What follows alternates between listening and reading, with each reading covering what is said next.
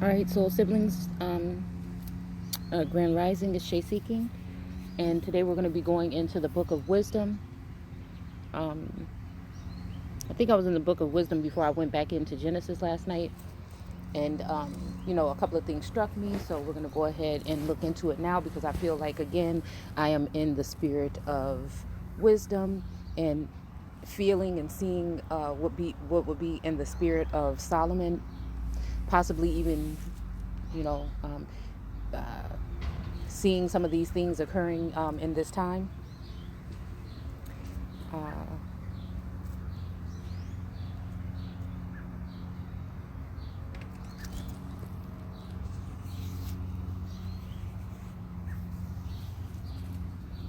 okay. Um, so yeah, it says to whom God sheweth himself.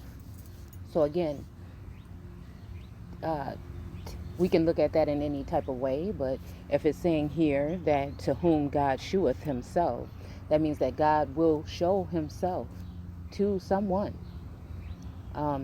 Again, Book of Enoch, Enoch a walk with God. Now, again, that doesn't have to mean literally that he was walking around on the ground with him, but it could be walking, again, in the clouds, could also mean in your mind, in some kind of type of consciousness or seeing, um, just a presence, all around presence that would be there. These are things that I feel that we could be talking about as in walking with God. And again, it comes, I feel, sometimes with a sense of knowing, and it may also come with, I feel like those who have walked with God in a sense um, are going to have a different storyline. They're going to have a different way of shooing you. Because again, it's not going to be everybody is not going to be able to walk with God, of course. So it's going to come to you in a way or a manner that may make you appalled, afraid, scream blasphemy. It may cause you to turn away or lash out, like on uh, the individual that will be sharing the story. Again, it's going to make you question things. Again, we should always question everything. Okay. But I think that we want to see God, uh, Elohim in a certain way or fashion. We want to think that because we read the scripture and because we have a religious aspect and way of walking in faith, that that is the only way. You want to think that certain things are sins that may not be sins at all, and so it's since we're seeing this with a false notion or narrative and we're not doing our due diligence when it comes to even us speaking in English, some of us not being able to understand Hebrew and go back into all these other dialects. But if a majority of Americans are speaking English, we should be able to get an understanding with what is within, right? Okay, especially if you're walking with the Father or you're in the Father, or those that were first, possibly. So again, I feel like religion and everything has turned everybody so tight when it comes to what it's supposed to look like. If you do these things or if you look this kind of way, then that means that you couldn't be walking with. And I think that's what's going to lead a lot of people down a certain path of, destruction themselves, because we have the overcharged religious aspect and we see that that's the right way, and we don't realize that it might not be having anything to do with that, your outward appearance and all of these things. And again, I don't know, this is just a way, I'm not trying to convince anybody of anything. It's just I feel like I can see, or I'm scrying. I feel like that's a gift that has been given bestowed upon me. And again, that's just, it's not my fault that this happened. It happened to me, and that's what it is. So of course it must be a reason for this to come, just like a lot of other things that are happening in my life, that just happen to, I can sense them a little more than maybe the next person, but somebody may be able to sense them a little bit more than me. So you know um, okay, so it says to whom God showeth himself, and wisdom herself. So wisdom is going to be a herself, right? So again, how is wisdom a herself?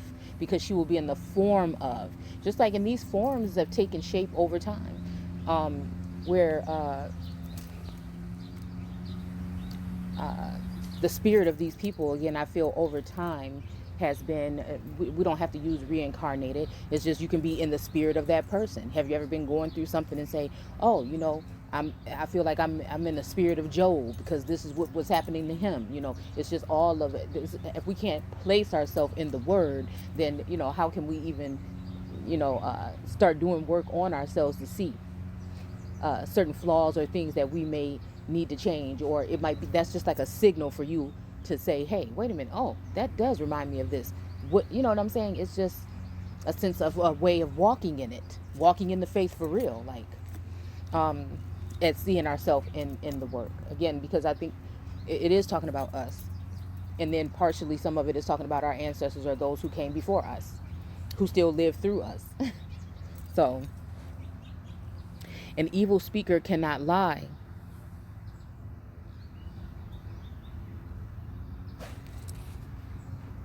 Hid. Okay, it can an evil speaker cannot lie hid. Okay. So again, I'm guessing this means that if an evil speaker will be revealed. But then again, what is evil? And that's what I'm saying, because again, we have to face these certain facts. This is just the way I look at it literally. That we say, and I'm not,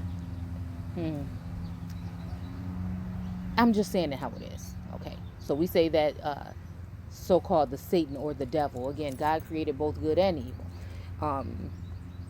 And so you could say that he's evil or whatnot.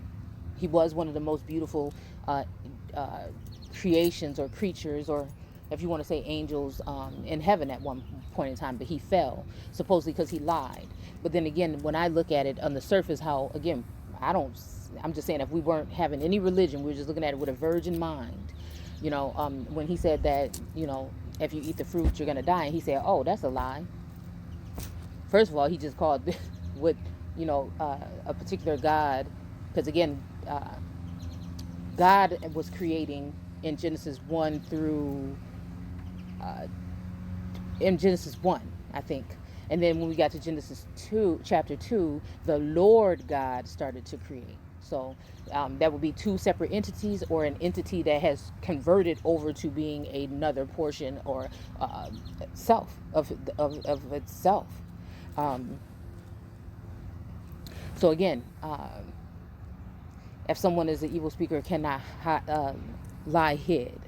Now again, I'm just wondering, like, a lot of people that spoke truth in the past have been turned into or marked as speaking evil, but really it was just the truth, and people don't like to hear the truth.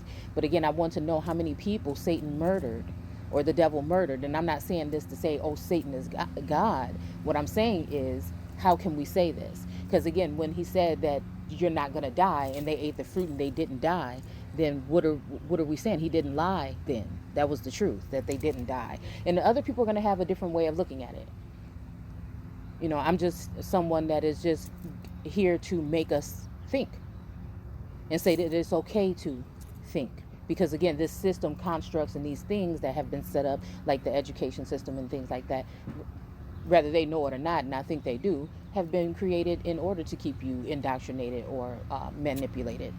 We have to separate these things between what is God and what is man, what is of this construct and what is natural. Okay, because something has been contaminated or manipulated. You know what I'm saying? At the end of the day, okay. We procure our destruction, for God created not death. Okay, so again, God didn't create death. I'm guessing this is something that it's saying that we procure. Again, and it could be, again, that everybody was living at one point in time, but then certain things that people did that went against what religious aspects, or even God, or the word, we'll just say that word, the word, or man's construct could have put you in a certain situation where then you died. So again, me walking in this point here is a very tender place for me to be, because one thing I don't want to do is that.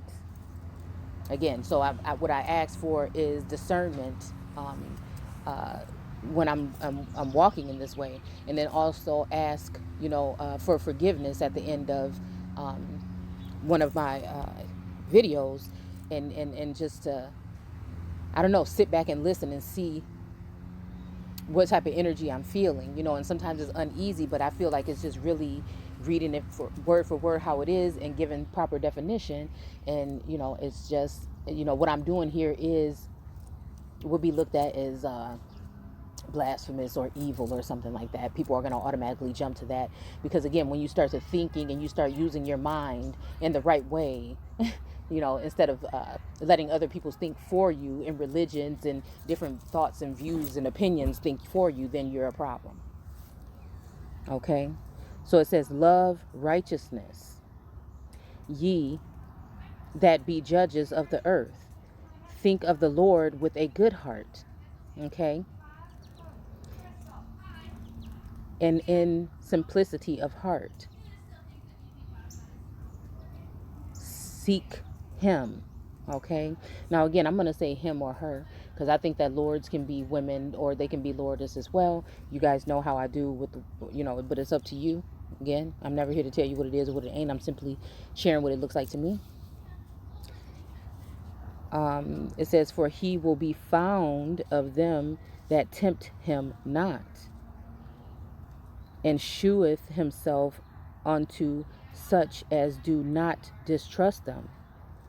Okay, so those that do not, he's going to show himself on those who do not distrust him, or her. Okay, again, because Yeshua, okay, or Jesus, or whatever you might think, ISIS, was in communion with